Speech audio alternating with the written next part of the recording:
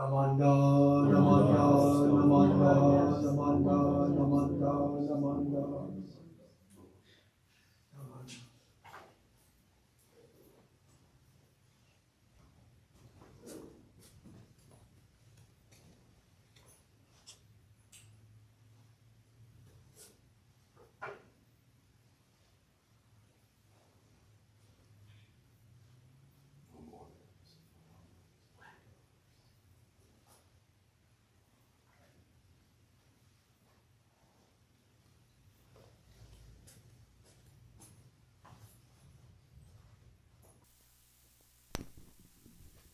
Good morning.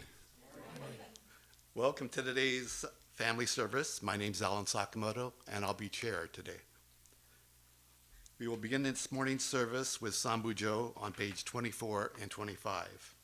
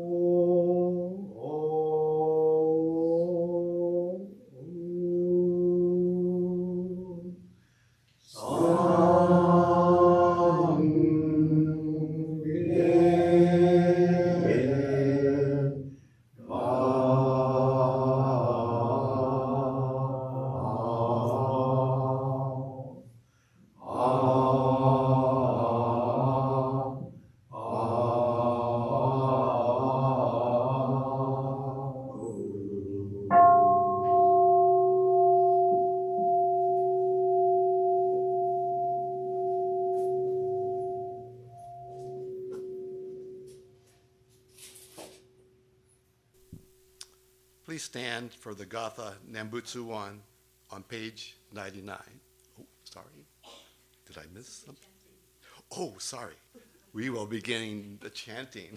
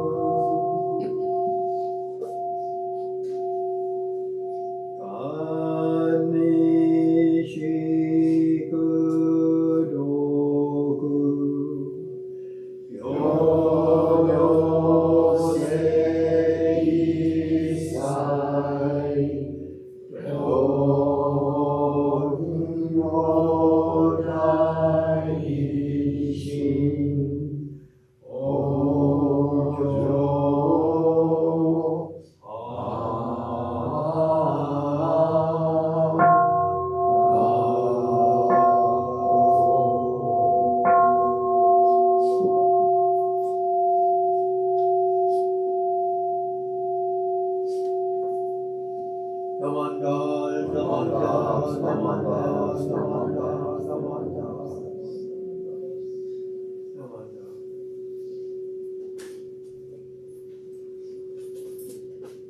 Now, please stand for the Gatha Nembutsu I on page 99 in the White Book.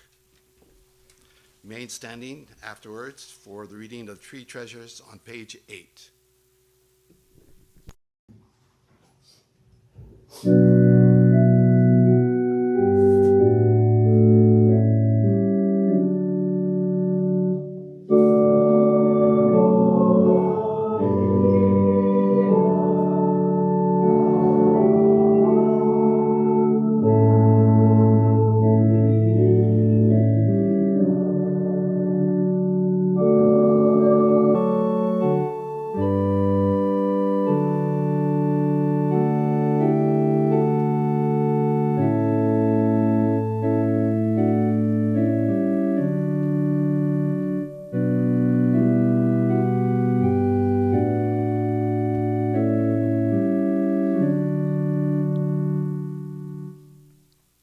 Please switch books to Purple Book, page 8.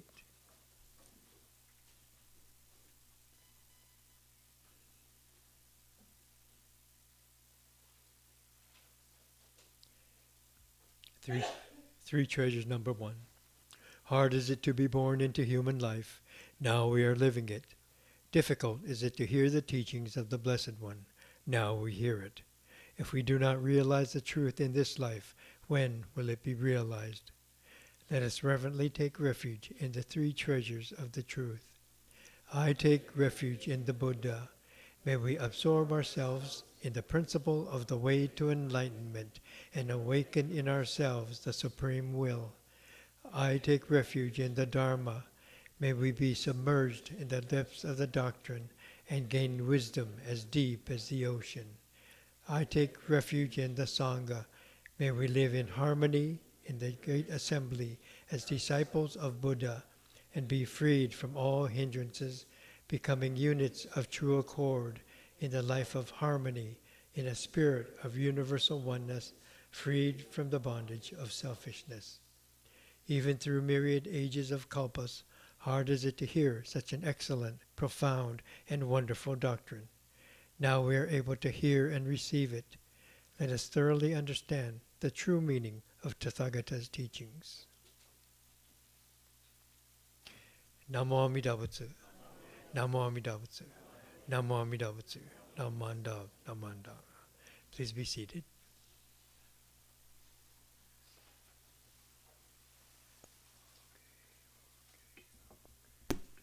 Now, Reverend Fujimoto will share a Dharma message with us.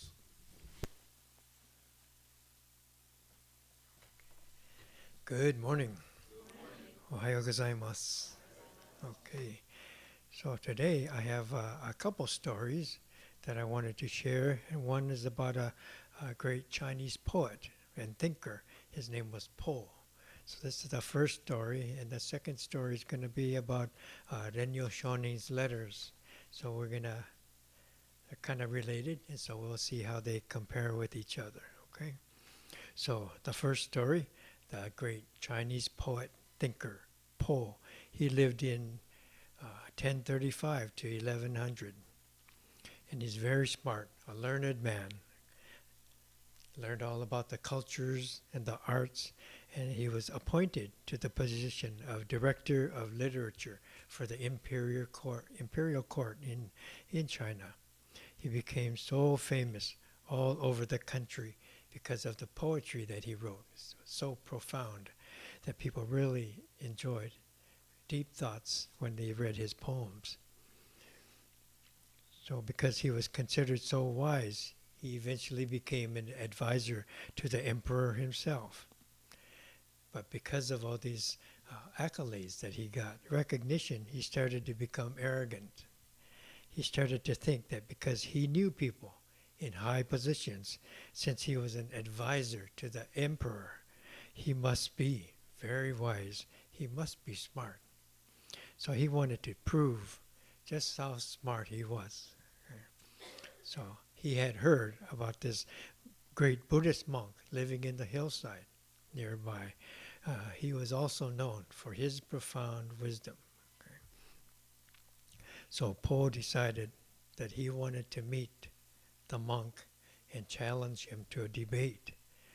So he thought if he could debate him and defeat him in the debate, then everyone would think he was indeed the wisest person in all of China. So for many days he looked for this Buddhist monk in the hillside, and finally he came upon the monk and introduced himself. So, I am Po, Director of Literature for the Imperial Court and advisor to the Emperor. I have heard of your great wisdom and knowledge. I would like to challenge you to a debate.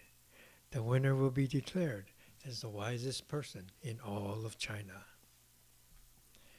So the monk agreed. Okay, fine. If you would like to challenge me, then let's debate while we're sitting in meditation. So they made this agreement, and they went to the imperial court and set up a setting, a room, and so they would be seated facing each other in meditation. So they're sitting there quietly, people are watching. A minute passed, and neither one said anything. And Paul was wondering how should he approach the monk in debate. And so he's thinking about this, and the monk is sitting there just so peacefully. Another minute passed, then another minute, and another minute. Finally, 30 minutes had gone by, and no one had said anything. So then Paul came up with his idea. He broke the silence, asked the monk, "Look at me. I'm sitting here in a meditation posture.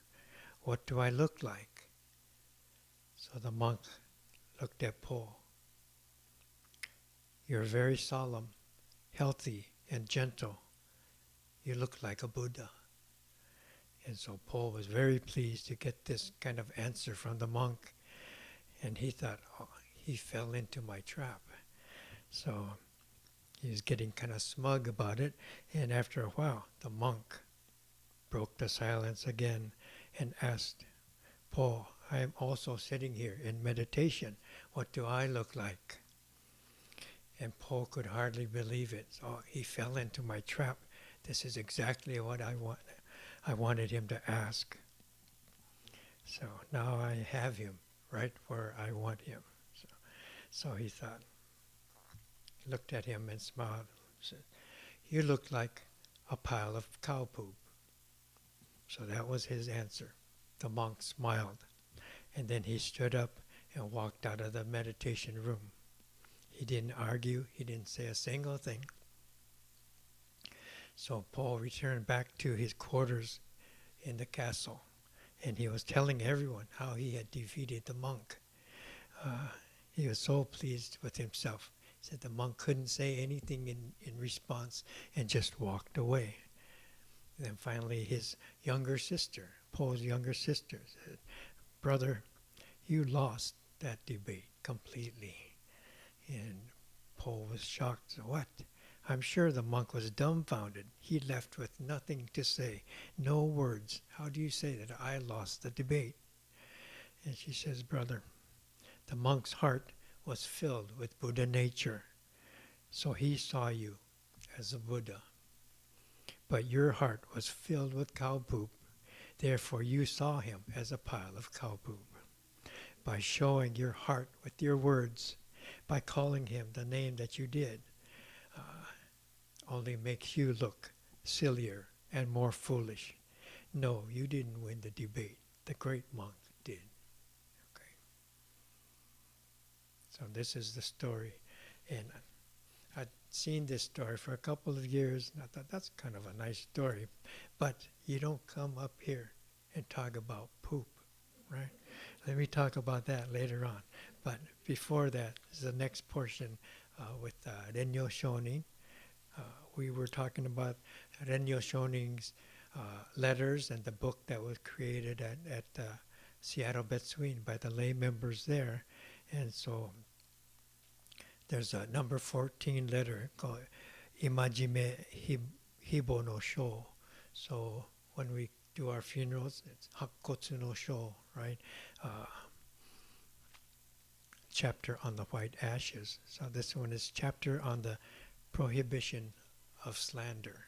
So not to speak badly about other teachings, not to elevate your own teachings. So this is one of the letters that he wrote. So I'll read parts of it. Among the Nembutsu followers of this sect, there must not be slander of any of the other teachings. Accordingly, followers of the Nembutsu especially must not abuse or slander the various other sects.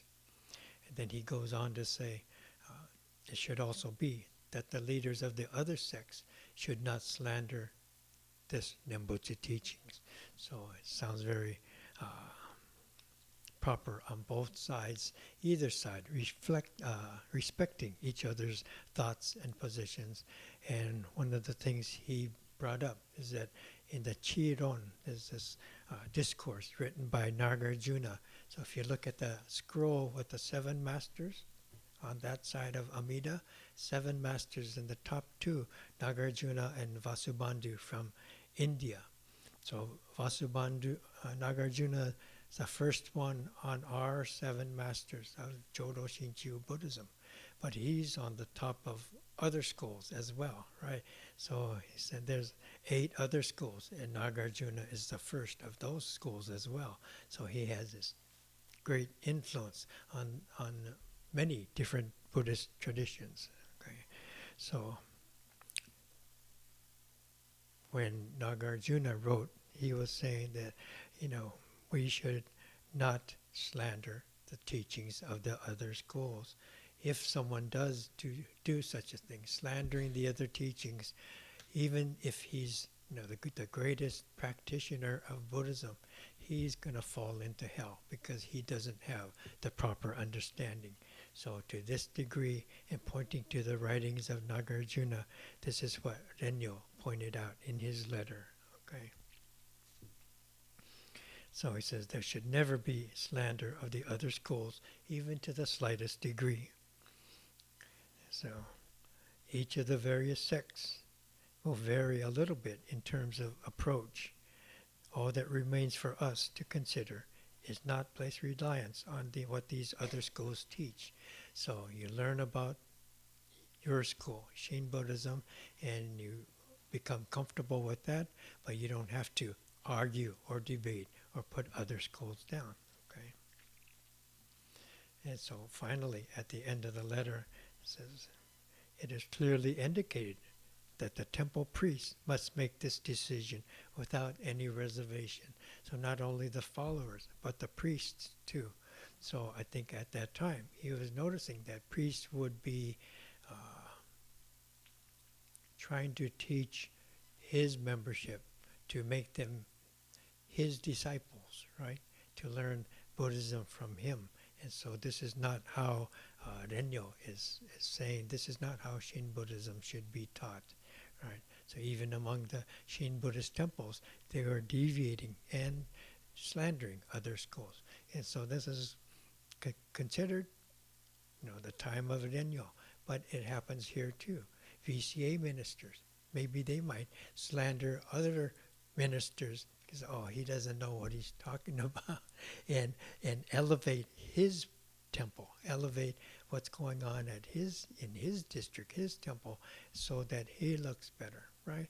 So you bring up the Buddhist temple of Alameda, the Buddhist temple of another place, and say, yeah, this is how a temple should be run, right?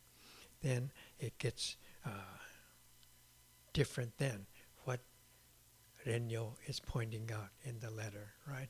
And different than this the great debate with the master from China named Po. Okay.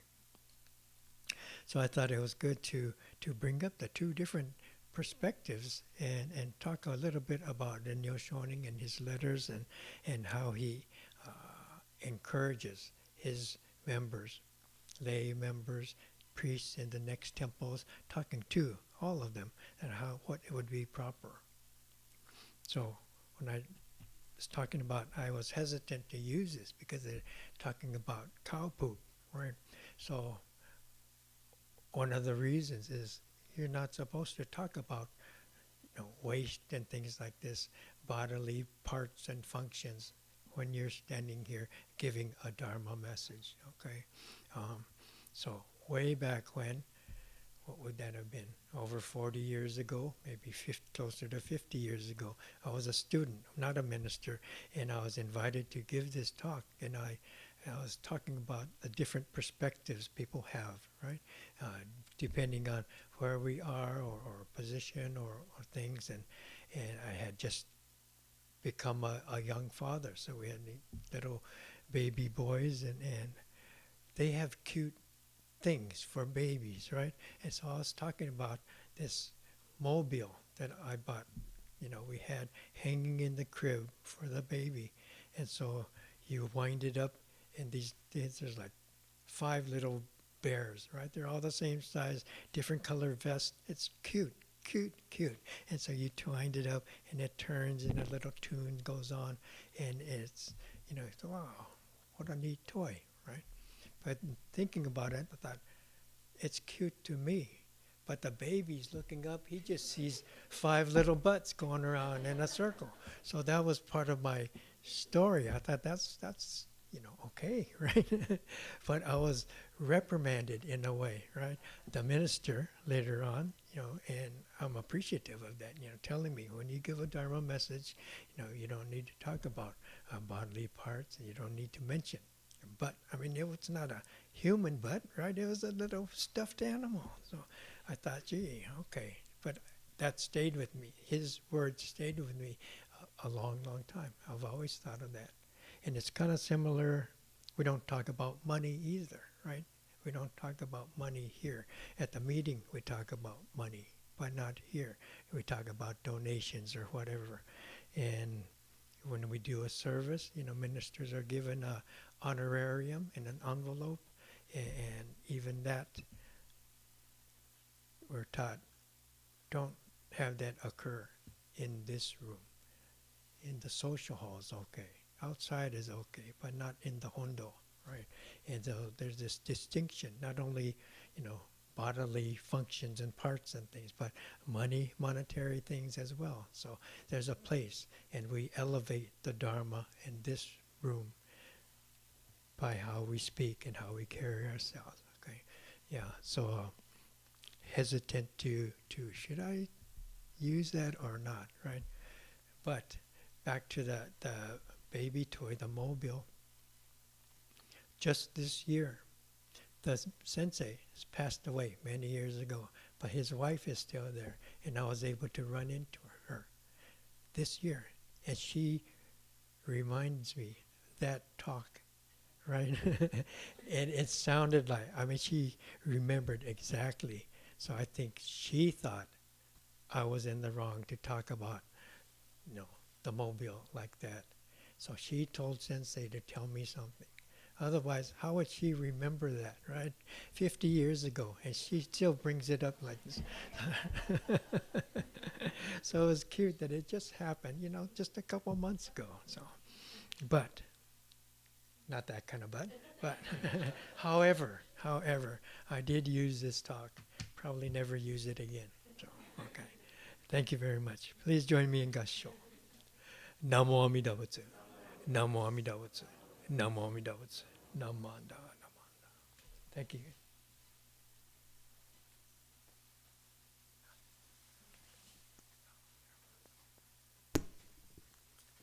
Thank you, Sensei, for your message. My wife asked me after every church service, what was the message? I think the only thing, I may remember po and poop. Sorry about that. Please stand for the Gatha, We Are One, on page 150 to 152 in the White Book.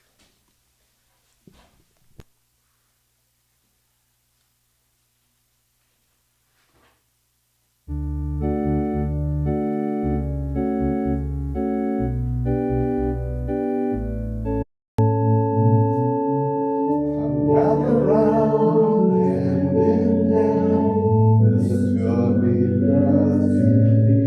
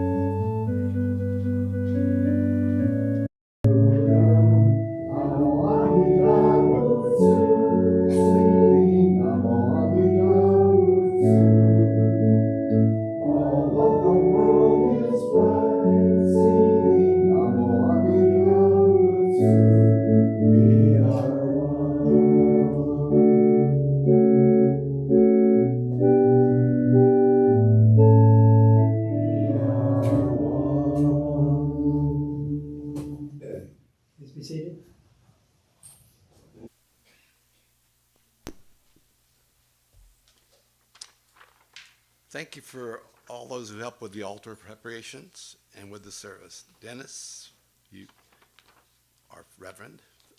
Appreciate that message. You too, Brian, and altar flowers, Jackie, Dorothy, and Lenny. And always, thank you, Lenny, for the organ. Are there any newcomers today? Seeing none. We'll go on to announcements. There's a board meeting today after refreshments. Next Sunday, April 26th, is the family service, and we'll have the Ask Reverend Dennis session also. Sunday, May 3rd, Shotsuki monthly memorial service, the Abba meeting following refreshments, a memorial gathering for Reverend Taniguchi at 1 p.m. Any questions? Ask Yumi. Any other announcements? Well, thank you all for attending this morning's service. Please come forward to offer incense and join us for refreshments afterwards.